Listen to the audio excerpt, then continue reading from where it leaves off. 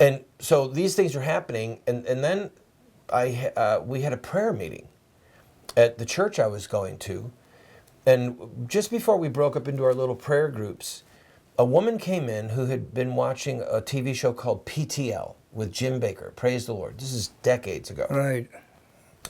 And she started crying, and she said, I just saw a special on PTL about abortion. And she's talking about these babies being ripped apart and the blood, and I got this sinking feeling in my heart. Every time I thought about child killing, I got that sinking feeling, like, oh, what can I do? I'm just one person. So we go to our prayer groups, and we're in there, and she said, please pray about abortion tonight. So I said, okay, fine, we'll pray. That I can do. So I'm pacing in a little room about this big with maybe half a dozen other people, and I'm just praying, God, please do something to end this. And I literally, I know this sounds unbelievable to some people, but I literally had a vision. I saw a scroll coming down in front of me with words written on it, explaining to me what I was to do. And I saw like snapshots of hundreds of people being in front of the abortion mill, of us using the media to teach people the value of human life, that God, each human life has value because they're made in the image of God. And I saw myself on Donahue. So I went to my pastor about a week or two later to talk to him, and I said, I'm going to be on Donahue. I saw it. I'm telling you. And I ultimately was with Faye Waddleton in Wichita. So I had this vision, didn't know what to do. I actually, at the time, I thought, this might be crazy. I don't know. So I told a friend, and he just sat there and went, wow. And later on, Mike Merva, good man, he said, when you told me, Randy, I thought you were nuts. I thought you'd lost your mind. But he didn't say that. He didn't say a word. So the only thing I knew to do was to get out my Bible. I thought, all right, if this is from God, then I'll be able to find something in the Bible that makes sense. Because, as a Bible-believing Christian, I didn't have church teaching. I didn't have church tradition. I couldn't turn to Aquinas or Augustine and, of course this is my duty.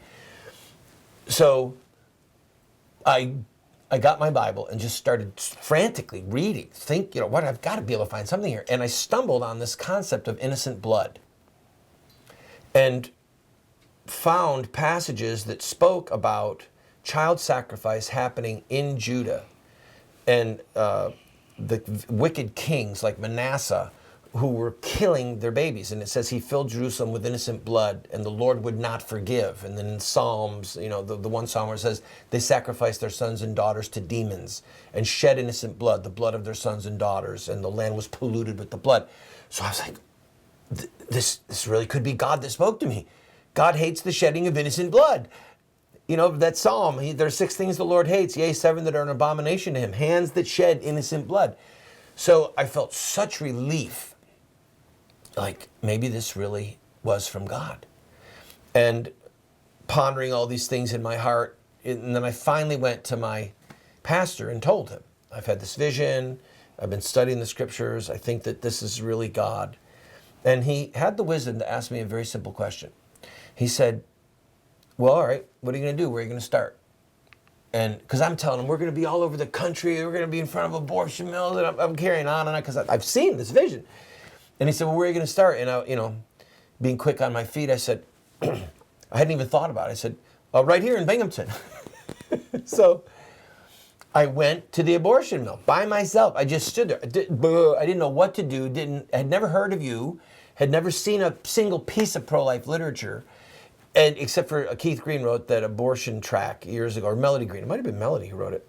And I didn't know what to do. And all I knew is that God was compelling me to stand and speak for his babies and to try and save them. And that's how I got started. And then I told a few friends, and they said, well, we'll go stand down there with you. So we made some signs, and then I found some pro-life literature and started handing it out to the girls. In 5 months, I went down there every abortion mill day. When is this? What year? This is 1984. The fall of 83 is when I had the vision, and in the spring of 84 is when I started with both feet on the ground. And 5 months, not a single baby saved. It was so demoralizing. And then in 1 week's time, 5 separate women turned around. And one of them was the mother of my daughter that I adopted.